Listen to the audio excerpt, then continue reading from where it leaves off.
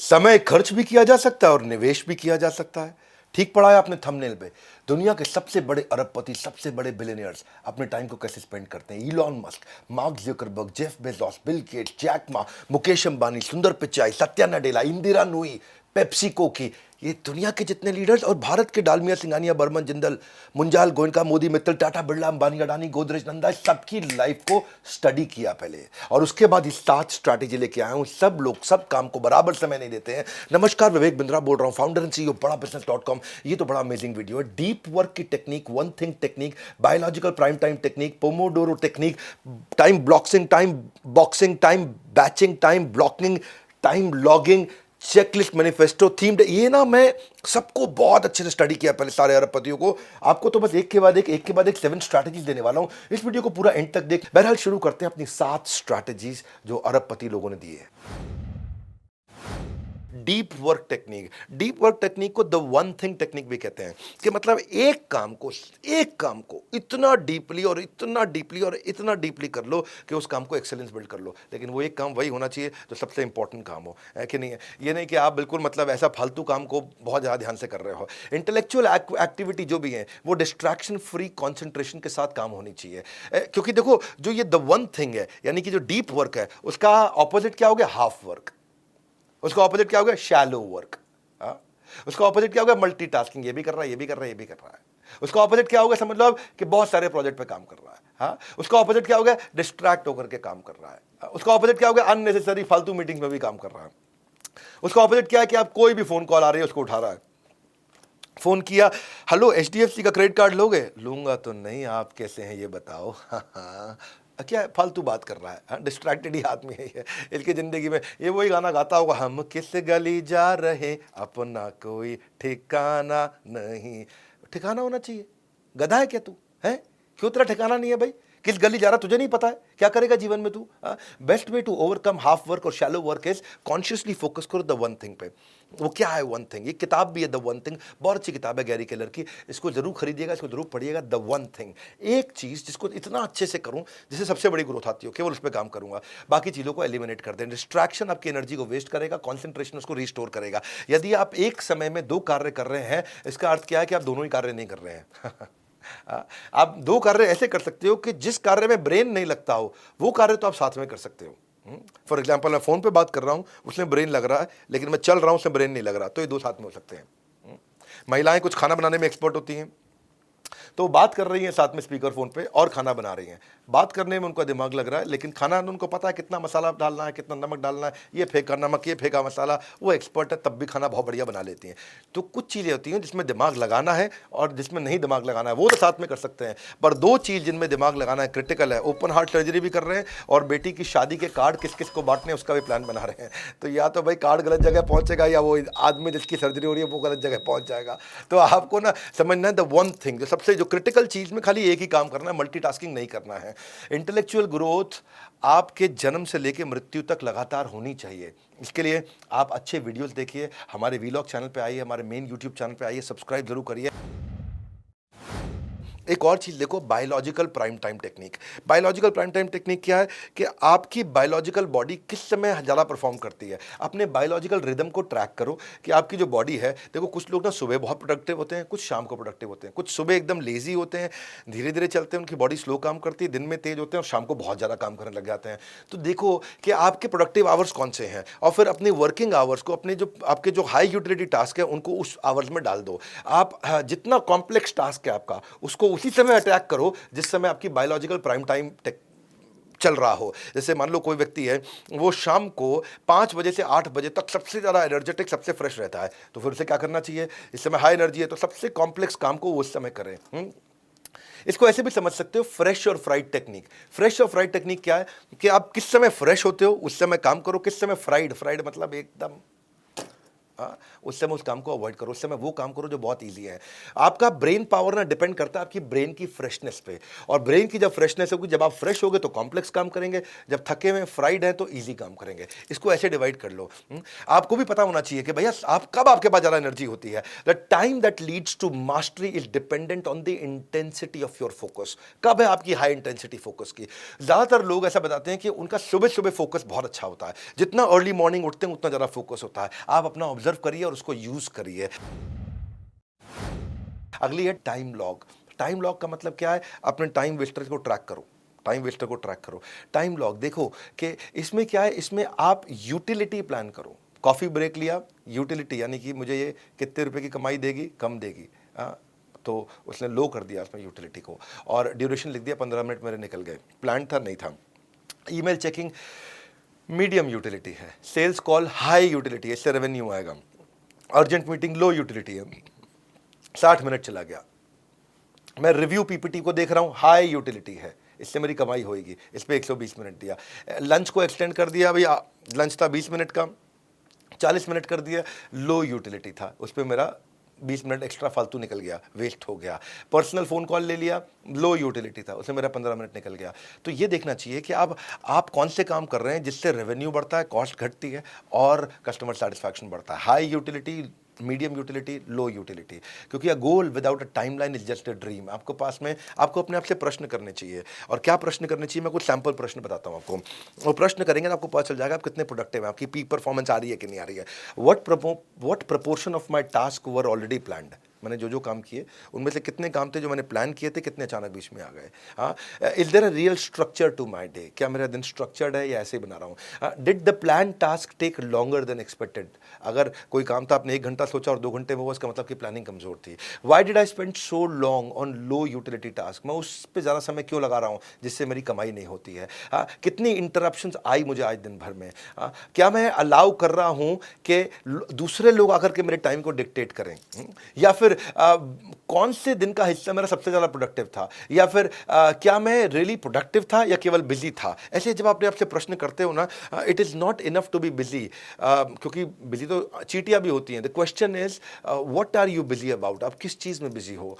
अपने आप से प्रश्न करो कि मैं किस चीज़ में बिजी हूँ। What can I do to gain control over my time? मैं क्या परिवर्तन लेकर के आऊँ? क्या मैं रियलिस्टिकली प्लान कर सकता हूँ अपने दिन को और बेटर तरीके से? हाँ, क्या मैं ज़्यादा स्पेंड कर सकता हूँ अपने high utility task? High utility task बड़ा इंपॉर्टेंट वर्ड है ये। हाँ, इसको बोलते हैं HUT, हाई यूटिलिटी टास्क। आपको केवल वही टास्क करने हैं जो हाई यूटिलिटी के हो, जिससे बड़े इंपैक्ट आते हो। On a scale of 1 to 10, आज मैंने कितना टाइम हाई यूटिलिटी टास्क पे लगाया? Time is more valuable then money. You can get more money, you can get more money, but you can not get more time. ये तो पक्का है बिल्कुल।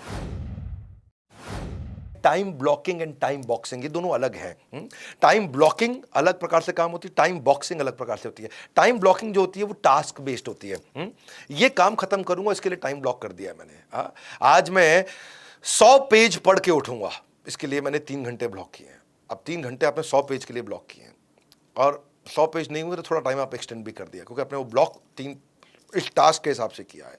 तो टास्क के हिसाब से टाइम ब्लॉक करते हो। एक होता है टाइम बॉक्सिंग, ये टाइम का बॉक्स बना है, अब एक काम खत्म होना हो, इसको मैं इतना टाइम दूंगा। ये जो टाइम बॉक्सिंग है, ये इलॉन मस्क का मेथड है। इलॉन मस्क हर मीटिंग 15 मिनट की करता है। उसने पूरे के पूरे दिन को, वो दिन में 16 घंटे ऑफिस में रहता है, और 16 घंटे को उसने 15 मिनट पर डिवाइड कर रखा है। हर टीम आएगी, 15 मिनट बात करेगी। अगर तुम 15 मिनट के अंदर मुझे अपनी बात समझा के डिसीजन नहीं लेके आ पाए, इसका मतलब तुम पूरी तैयारी से नहीं आए। हाँ, इसका मतलब तुम मेरा टाइम वेस्ट कर रहे हो। इसका मतलब क्या, तुम एफिशिएंट मैनेजर्स नहीं हो कंपनी के अंदर। तो सबको समझा रखा है। एक सब्जेक्ट को आप ऑपरेशंस की करा लो, HR की करा लो, फाइनेंस की करा लो, टेक्नोलॉजी की करा लो, लीडरशिप की करा लो, सेल्स की करा लो, मार्केटिंग, जो भी डिपार्टमेंट आएगा 15 मिनट बात करूंगा, उसके ऊपर नहीं करूंगा। वो होगा टाइम बॉक्सिंग। इसके लिए 15 मिनट है, नहीं हुआ अगले दिन कर लूंगा। हाँ, लेकिन आज नहीं करूंगा, 15 मिनट का टाइम बॉक्स किया हुआ है।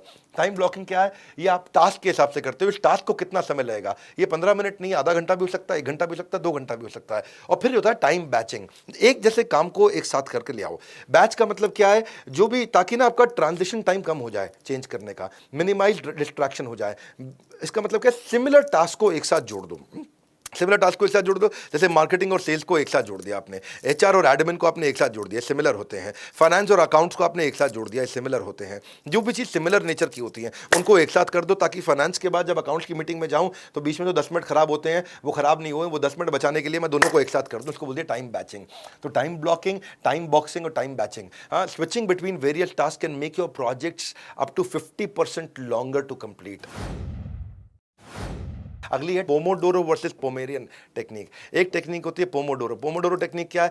30 मिनट काम करूंगा, 3 मिनट का ब्रेक लूंगा, 30 मिनट काम करूंगा, 3 मिनट का ब्रेक लूंगा। 3 मिनट के ब्रेक में लंबा गहरा सांस लिया, ब्रीद इन ब्रीद आउट, खड़े हुए बॉडी को स्ट्रेच किया, स्ट्रेच करके वापस देखा और सब ओके हो गया। हाँ, अब वापस अपने आप को प्रिपेयर किया, अब क्या काम करूंगा, क्या क्या काम बचा है मेरा, उसको स्टडी किया और फिर काम पे लग गए 30 मिनट। हाँ, 30 मिनट काम, 3 मिनट ब्रेक, 30 मिनट काम, 3 मिनट ब्रेक। ये तो पोमोडोरो सबको पता है, लेकिन एक होती है पोमेरियन टेक्निक है जी। पोमेरियन टेक्निक क्या है? 3 मिनट काम, 30 मिनट ब्रेक।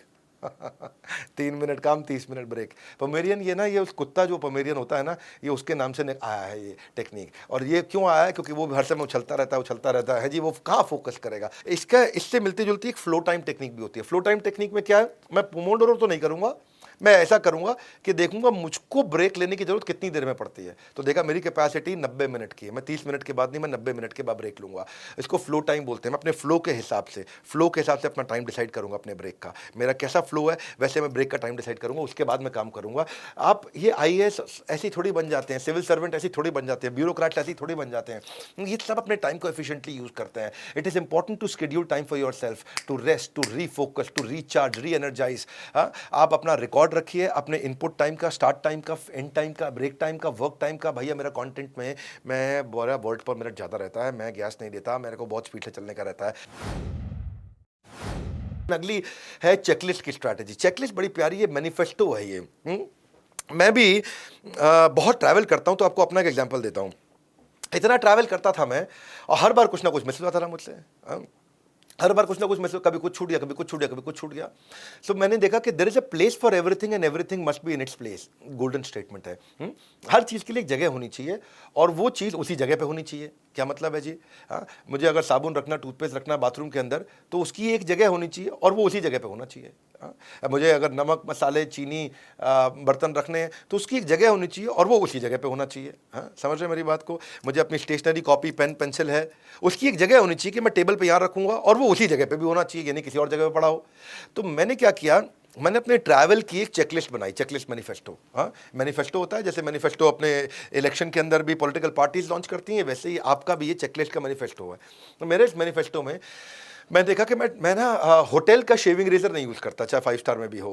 मैं यूज़ करता हूँ एक और रेजर जिससे मेरा टाइम बड़ा सेव होता है। वो उसमें मोटर भी होती है और उसमें 3 ब्लेड्स होती हैं, तो पट पट पट पट पट पट बहुत तेज शेव करता है और कोई नुकसान भी नहीं करता है और कट्टा कटाता भी नहीं है। दूसरी से शेव करने में मेरे को 12-13 मिनट लगते हैं, इससे करने में 3-4 मिनट लगते हैं। तो मैंने हमेशा वही रेजर यूज़ करना शुरू किया, क्योंकि मेरा 10 मिनट शेव में बच जाता था।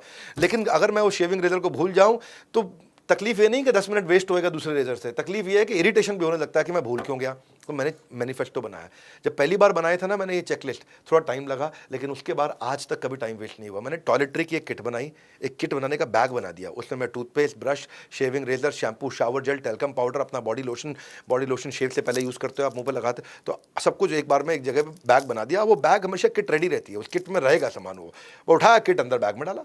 अगला किट उठाया मेडिसिन का, जैसे मुझे कुछ विटामिन चाहिए या कोई बेसिक फर्स्ट एड चाहिए, कोई थर्मामीटर चाहिए, या कहीं अगर मैं वर्कआउट कर रहा हूँ, फुटबॉल खेल रहा हूँ, कुछ भी मसल स्प्रेन हो गया, पूरा दिन खड़ा सेमिनार दे रहा हूँ, या हॉट सिप ले लिया अगर, जिससे मैं कुछ एक आयुर्वेदिक काढ़ा आता है जिससे पीते रहो तो गले में दर्द नहीं होता है क्योंकि इतना बोलना रहता है, या सैनिटाइजर चाहिए आजकल, मास्क चाहिए, ऑल पर्पज़ मेडिसिन चाहिए, कोई क्रोसिन चाहिए आपको, डाइजिन चाहिए, तो उसके लिए मैंने मेडिसिन किट बना के, वो किट बन गई है, रेडी बैग है। वो उठाया, अपने बड़े वाले बैग में डाल दिया, अटैची में डाल दिया।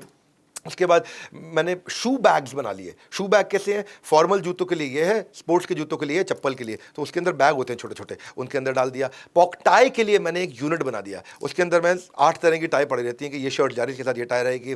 पॉकेट स्क्वायर का एक यूनिट बना दिया कि ये पॉकेट स्क्वायर है तो इसके साथ 5 को, तो उसका छोटा एक बड़ा बॉक्स है, इसको मैनेजर बोलते हैं, ऑर्गेनाइजर। कफलिंग का एक ऑर्गेनाइजर बना दिया, जैसे ना वो लेडीज़ का कान के झुमकों का एक ऑर्गेनाइजर होता है, उसमें छोटे छोटे छोटे गैप्स होते हैं, तो वो कान के झुमकों का ऑर्गेनाइजर मैंने मंगा करके उसको अपने कफलिंग के लिए यूज़ करना शुरू कर दिया। अब ये कफलिंग है, अब मेरे को कि शर्ट के साथ कौन सा कफलिंग पहनना है, उसके कॉम्बो मैंने साथ में दो के सेट में छोटे छोटे खाने वो बना दिए, मेरे लिए बड़ा अच्छा ऑर्गेनाइजर बन गया। ऐसे ही फिर मैंने इसके अलावा सॉक्स का, सबका बेल्ट का एक ऑर्गेनाइजर बना करके और ऑफिस के सूट के मैंने बैग्स बना दिए, उसमें सूट प्लान होता है। नाइट वेयर में मैं क्या पहनूंगा, सैंडो या बॉक्सर शॉर्ट्स पहनूंगा, तो उसका एक ऑर्गेनाइजर बनते ही छोटे छोटे बैग्स बन गए। उनको सारे बैग्स को उठा करके अटैची में डाला, काम हो गया फटाक। इसके बाद कभी कोई ज़िंदगी में मिस ही नहीं किया। मैंने गैजेट बॉक्स में जो मैंने बनाने से पहले मुझे बहुत दिक्कत आती थी। क्या होता था कि मैं कभी कोई चार्जर मिस कर गया, कभी कोई केबल मिस कर गया, कभी ईयर प्लग मिस कर गया, कभी ईयरफोन मिस कर गया, कभी ब्लूटूथ स्पीकर मिस कर गया। सबको आप सुबह सुबह जब आप नहा रहे हो तो आप चाहते हो कि भगवान की कथा लगा दो, वहाँ पे भगवान का कीर्तन लगा दो, नहाते वक्त शौच क्रिया करते वक्त, तो आपको स्पीकर चाहिए, मोबाइल से इतनी तेज आवाज़ आएगी नहीं आपको। तो मैंने गैजेट बॉक्स बनाया, उसमें मैंने लैपटॉप डाला, लैपटॉप चार्जर डाला, मोबाइल फ़ोन का चार्जर डाला, आईफोन का, एंड्रॉयड का ईयर प्लग डाला, ईयर प्लग का चार्जर डाला, स्मार्ट वॉच जो पहनता हूँ मैं उसका चार्जर डाल दिया, पेन ड्राइव डाल दी, ब्लूटूथ का स्पीकर डाल दिया, उसका चार्जर डाल दिया, और एक मल्टीपर्पज़ कॉम्पैक्ट बढ़िया सा एक्सटेंशन बोर्ड डाल दिया जिससे सब कुछ एक साथ चार्ज हो जाए। ये नहीं कि अब हर एक के लिए प्लग ढूंढता रहूँ होटल के कमरे के अंदर। तो उससे क्या हुआ, जब जिस दिन मैंने गैजेट बॉक्स बना दिया उस दिन से मेरी कोई तार में सुनी बंद हो गई। Checklist is one of the high powered productivity tool ever discovered. जैसे ही चेकलिस्ट आपने एक बार बनाई, उसके बाद मैंने बैग्स बना दिए, सब ऑर्गेनाइज्ड हो गया, no matter how expert you may be. लेकिन अगर वेल डिजाइन चेकलिस्ट है आपके पास में, आपके आउटकम को इंप्रूव करेगा ही करेगा। तो जो भी काम क्रिटिकल और रिपीटेबल है उनको चेकलिस्ट के साथ जरूर कर दीजिए आप, और वो क्या होगा, क्रिटिकल अपने आप रिपीटेबल हो जाएगा। जैसे बर्गर बनाना है, बर्गर बनाने के 7 स्टेप है। बन उठाया, बन पे चटनी लगाई, चटनी पे मेयोनीज लगाई, मेयोनीज के बाद टिक्की सेकी, टिक्की इसके ऊपर लगाई, लेट्यूस लगाया, बन को बंद किया, पक पक पक पक पैक कर दिया रैपर में और दे दिया। 7 स्टेप हो गए। आज 7 स्टेप की चेकलिस्ट बना दी और चेकलिस्ट के ऊपर ट्रेन कर दिया और सब पे सब टिक टिक टिक टिक टिक टिक, बस आगे हालत में क्रिटिकल बन गया, रिपीटेबल। पहले वही बर्गर बनाने के लिए बढ़िया 1 लाख रुपए महीने का शेफ लेना पड़ता था, वही बर्गर 20,000 रुपए महीने का शेफ भी बना देता है, नया लड़का बना देता है, क्योंकि इसके पास चेकलिस्ट हो गई है। तो चेकलिस्ट करने से मुश्किल काम आसान हो जाता है आपका। और अगली स्ट्रैटेजी है themed day method. Theme day method मुझे बड़ा काम आया। मंडे के दिन मैं मैनेजमेंट रिलेटेड मीटिंग करता हूं, ट्यूसडे के दिन मैं प्रोडक्ट डेवलपमेंट पे करता हूं, वेडनेसडे के दिन मार्केटिंग और सेल्स पे, थर्सडे के दिन बिजनेस एक्सपेंशन पार्टनरशिप पे। एक थीम ले लिया पूरे दिन का, उस दिन उस थीम पे, उस दिन पे पूरा का पूरा थीम पे वो पूरा दिन बिताओ। फ्राइडे को एचआर रिक्रूटमेंट कर लिया, सैटरडे को हमने फाइनेंस फीडबैक कर लिया, संडे को हमने डे ऑफ कर लिया या अपनी लर्निंग के लिए कर लिया पूरा दिन। आप उस हिसाब से आप एक डे को एक थीम दे दो और उस दिन उसी थीम के सारे काम करोगे तो बड़ा एफिशिएंट जाता है, क्योंकि उसी थीम की आप पूरी डेप्थ में चले गए। वो वन थिंग हो गया, और वन थिंग करने से आप मल्टीपल थिंग नहीं करते तो बड़ा फोकस रहते हो, बड़ी अच्छी रिजल्ट देते हो आप। हमारे साथ जुड़े रहने के लिए, अरबपति की इन सारी आदतों को शेयर करने के लिए, टाइम मैनेजमेंट की, आप सबका हृदय की गहराई से प्रेम पूर्वक बहुत बहुत धन्यवाद।